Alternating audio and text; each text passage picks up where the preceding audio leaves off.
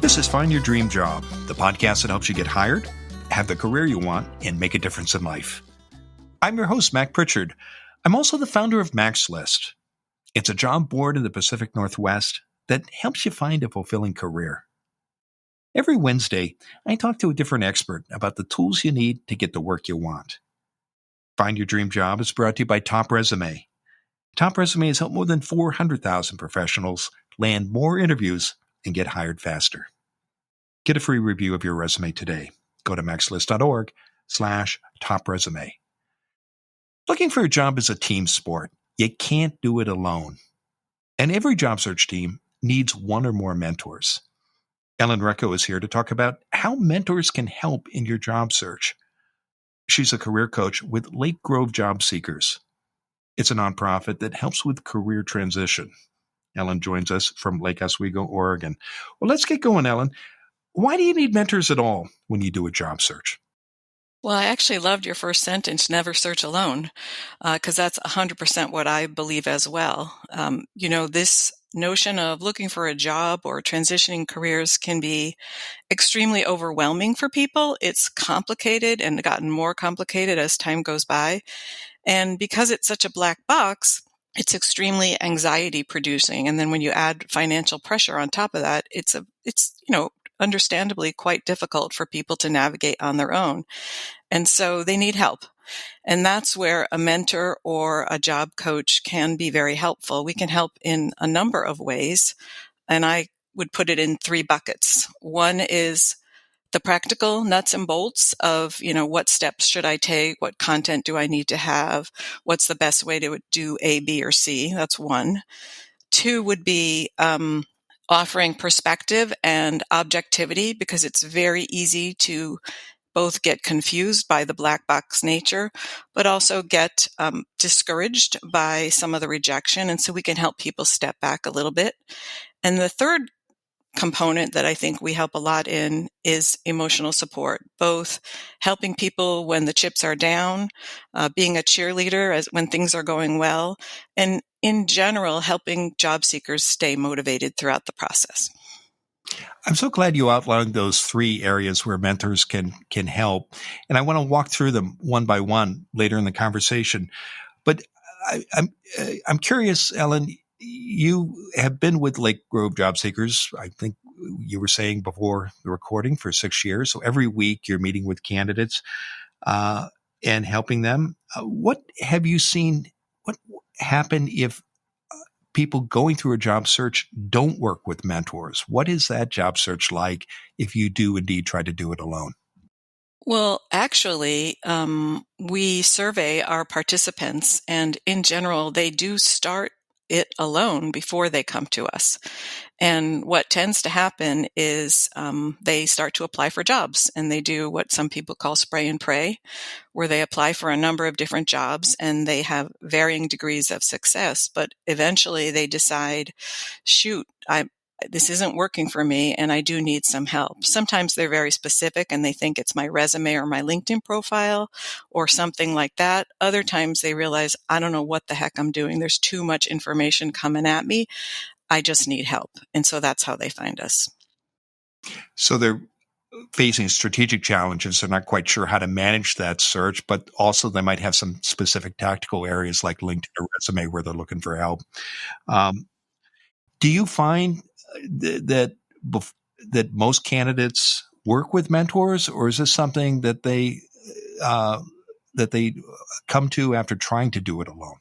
I think it's definitely the latter, partly because lack of awareness. I didn't even know the job club that I work at, that I volunteer for, was even available until I retired and started looking around for where I can volunteer. And I also know that folks come to us through word of mouth. And before they came, they often tell us, we never knew your organization existed. And so I think it's just not known that how many resources potentially there are out there until you're either unemployed or you just take a moment to actively search and look around for them. And while you're in Lake Oswego, Oregon, Ellen, there are job clubs across the United States and even across the world, aren't there? Yes, absolutely. And there are resources that are available online where you can find them by your zip code or by your location. And there are also starting to be some matching resources for people to find other job seekers so that they can participate online in a online or virtual job club. I know one point you're fond of making is that mentorship can come in many forms. And so there are excellent job clubs like the one you volunteer at and help lead. But mentorship can also be informal. It can be former coworkers or classmates or even people that you know personally or professionally.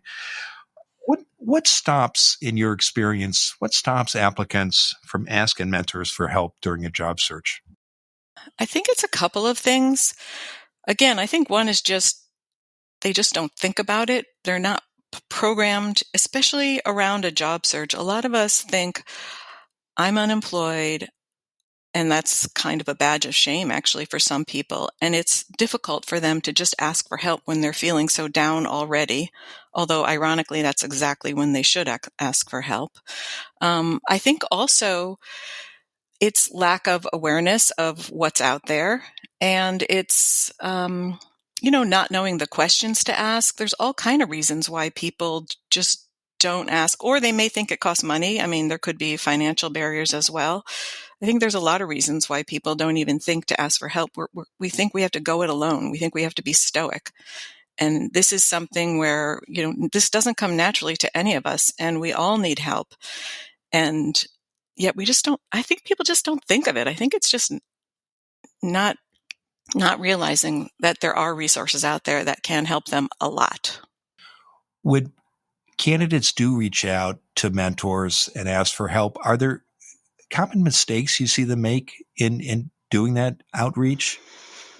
No, I think showing up is the most important thing. Actually asking for help. I always tell people, people want to help you. People want to help. If someone were to ask me for help or you for help, more than likely, if you could help, you would. And so we try to communicate to job seekers that it's the same for them, that even though they're in a vulnerable position right now, that when they ask for help, if they can make that connection with someone, it's quite likely that the person will actually want to help. Not everyone will. Some people will ghost you, but that doesn't mean there's anything wrong with you. It just means they can't or they just don't want to. But I do think that sometimes you just got to ask. When mentors do say yes to helping job seekers, why do they do that, Ellen? Why does someone who might have a demanding job or someone you've never met, why might they say yes to mentoring you when you're looking for work? I think that in general, there's a kind of, I don't know, in business, a common understanding about pay it forward. And especially in the last, maybe 10 to 20 years, pretty much everyone has been out of work. And in fact, even in the last 10 years, HR people hardly even care about gaps anymore because they know that people are changing jobs way more frequently than they used to, and that they were probably in your shoes before, or they know that they will be in your shoes at some point. And so there's this whole notion of, we are not alone. I want to help you because I know someone's going to help me someday too. And that's sort of the spirit of why people want to help. I want to take a break. And when we come back, Ellen, I want to walk through those three areas that you outlined at the start of the segment: direction, perspective, and emotional support, where you say mentors can be especially helpful. And I also want to talk about where people can look for mentors. So stay with us. When we return, Ellen Recko will continue to share her advice on how mentors can help in your job search. Mentors are experts. Do you need expert advice about your resume? Go to maxlist.org/top resume. One of the professional writers at Top Resume will review your resume for free. Go to maxlist.org/top resume. You'll get specific ideas you can use to fix your resume right away. Or you can hire Top Resume to do it for you. Go to maxlist.org/top resume. Now, let's get back to the show.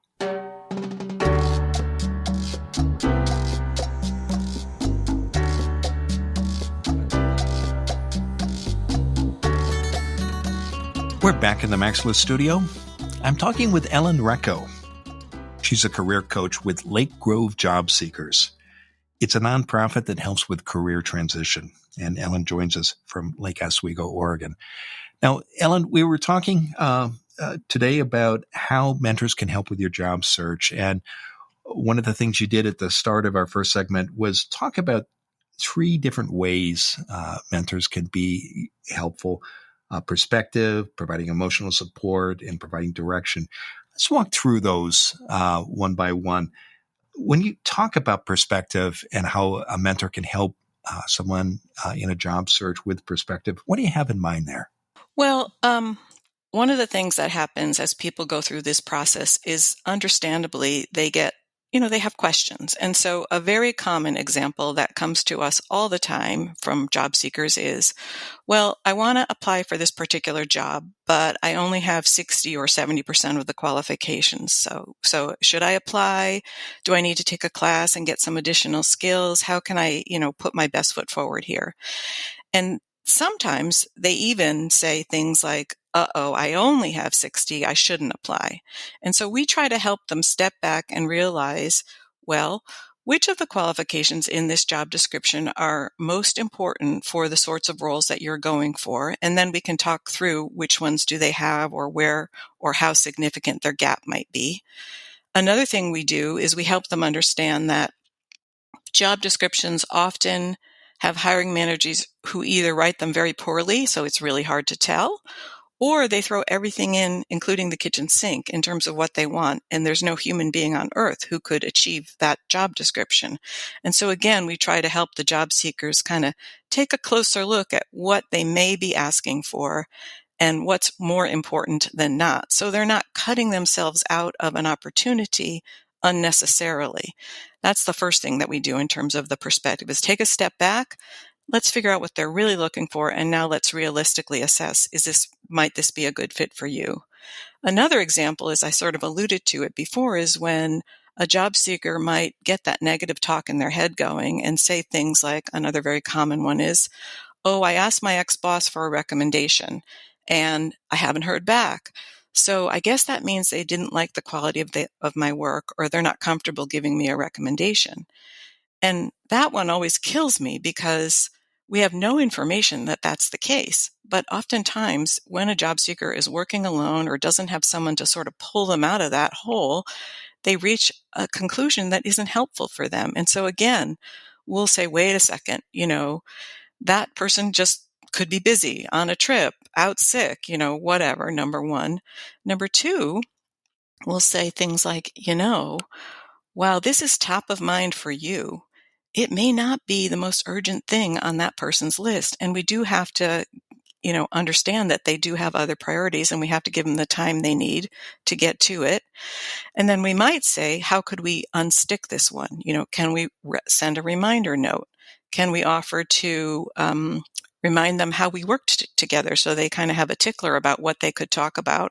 Or if you know them well enough, you could even offer to write a draft. And so, these are just 2 really, really common examples of how we try to help the job seekers get out of their head, think about another way to look at something, and then get unstuck so they can move forward. That's very valuable. In the absence of information, we often make up stories to try to explain what's happening. And I appreciate your point about how something entirely different, in fact, might be happening. Someone might be on vacation or the like. Another area that you talked about where mentors can help is with direction. What kind of direction can mentors provide when you're doing a job search? A ton. Let's unpack that, Ellen. Here's the good news. Even though it's a black box and we don't know how long this process is going to end, there are some best practices. There are some skills there is knowledge that we have and that others have that can help you get through this with your best foot forward. So for example, we know that if a job seeker has a clearer idea of what they want, they can do a better job positioning their resume, positioning their profile, getting an informational interview or getting help because they can be specific about the ask. That's a common best practice that we will help someone understand so that they can have more success and move more quickly. Another one is building a target list. People who have a target list automatically move themselves from reactive, here's a job online, I'll apply, to, oh, these are the companies and these are the roles that I want to go for. So now let me work my network. Let me try to position my material such that I can get these sorts of roles. Networking is another example, hugely important in the process. And there are some practices that we can teach them for how to be successful at building their network so they can find out about jobs or get the inside scoop on jobs that other job seekers may not. What's the biggest obstacle that you found for job seekers in setting this direction and getting clear about a target list, for example, or understanding you need a resume makeover, or that you got to get out and network? What stops job seekers from doing that? A couple of things I would say. One is lack of clarity about what they want to do. Some people are really clear about that, but especially lately, I think what we're finding is it seems that more and more people want to change, but they're not 100% sure what kind of change they want. And so figuring out what they want to do is sort of cornerstone to setting a direction. And so we have to help them through that process of figuring out, even if it's, I could do A or B, that's okay. We can come up with a plan for A or B. We just can't come up with a plan for A through Z because that just is untenable. That's not a good place to start. So the first thing is just figuring out what they want. And then being comfortable letting a few things go. If they have too many things they want, we might say, let's start with 2 and see how far we get down that path before we pick up 3 and 4. So that's one big bucket. I think another bucket is just sometimes they're plain discouraged and frustrated and just feel like nothing's going to work. So they just need that emotional, they need some hope. And they need a direction that helps them understand, okay, maybe I can get through this. And I would say the last one is there's so much coming at them, sometimes they just don't know where to start. Well, let's talk about emotional support. That's the third area where you said at the start of our conversation, mentors can be helpful. What difference can mentors make with emotional support during a job search? Well, again, I'm biased, but I think there's a number of ways that we can help. I think the most obvious one is, getting through the very lowest of the low moments. For example, when a job seeker is in the final phases of multiple interviews and they're one of 2 and they don't get the job. I mean, that's a clear gut punch, and people need time to grieve a little bit. And we understand that, and we will share that loss with them. But then we will also, slowly start to help them understand what might have been in their control in this process and what wasn't. What could we maybe work on to do a little bit differently next time as we start to kind of make that a softer landing and turn it around. So that's one thing. I think another thing is confidence building. When someone, for example, when they get an interview, all of a sudden they're hyper focused on how do I do well at that interview, and their anxiety ramps a little bit. And so we will really, say, all right, let's practice those interview questions. Let's make sure that you're so well prepared and we have the kinks out of some of those answers to the most common questions that you walk into that room much more confident and in a much better position to show the interviewer, the true value that you can bring to this particular role. Another thing we'll do is we'll point out stuff to our job seekers that they didn't realize a hiring manager might value. They'll answer a question and we'll say, well, what about this part of your experience, or what about that part? That's also valuable in this context, and don't forget to talk about it. So they feel better. They get a boost that, oh, I am, more valuable than I realize. I do have what it takes to do this role. So that's the second thing. And I would just say the third thing is kind of follow on is just staying motivated, especially when they get stuck. And so we'll try to help them get unstuck by giving them additional ideas or additional resources or places to go look or people to talk to, how they can kind of get that engine running again for what are the things I need to do to start to create these job opportunities for myself. You lead a job club, and that's a great place to find mentors. Quickly, Ellen, what are other places you suggest listeners look to find mentors who can help with a job search? Well, of course they can pay money for a coach, but if that's not an option for them, every state has a Department of Employment. In Oregon, it's called WorkSource, and they are a wealth of resources and training and mentoring for people. I would say that probably about a quarter of our referrals come from the Oregon Department of Employment. So that's one place. Another place is, as you mentioned at the beginning, previous people that you've worked with, recruiters that you've worked with in the past, maybe members of professional associations, these sort of ad hoc mentors. And then I would say the third thing is job clubs or job support groups. About 75% of the people who come to us because someone referred them to us, and they share with us how they've been supported by either other mentors or by job clubs. And job clubs are great because when you're around kindred spirits, when you hear the same experiences from someone else, your frustrations get legitimatized, and all of a sudden you trust what's going on in that room. You're more open to learning. You're more open to trying new things. And again, it gives you a little bit of energy, the energy you need to keep going. Well, it's been a terrific conversation, Ellen. Now tell us, what's next for you? Well, I'm just going to continue working with Lake Grove Job Seekers. We're an organization that offers both we teach people, we bring experts in every week, we have workshops every week, and we also do one-on-one mentoring. And I've been doing it for 6 years, and at this point I have no plans to stop. Well, I know that listeners can learn more about the work you do at Lake Grove Job Seekers by visiting your organization's website, and that's www.lakegrovejobseekers.org. We'll be sure to include that link in the show notes and the website article as well. And I also know you invite listeners to connect with you on LinkedIn. And as always, when they do reach out to you, I hope they'll mention they heard you on Find Your Dream Job. Now, Ellen, given all the great advice you've shared today, what's the one thing you want a listener to remember about how mentors can help in a job search? I would say it goes right back to what you said at the beginning, Mac, and that's never search alone. We all need help, whether it's from a mentor, from a job club, from friends, what have you. Don't be afraid to ask for help, because I firmly believe that it will help you be successful faster when you use the people that are out there that really do want to see you on the path to success again with your job or your career.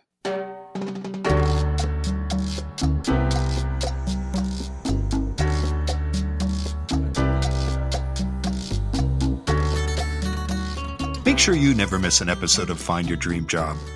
Subscribe to our free podcast newsletter. You'll get information about our guests and transcripts of every show. Go to maxlist.org/newsletters. Again, that's maxlist.org/newsletters. Next week, our guest will be Donna McCullough. She's the founder of Claravia Consulting.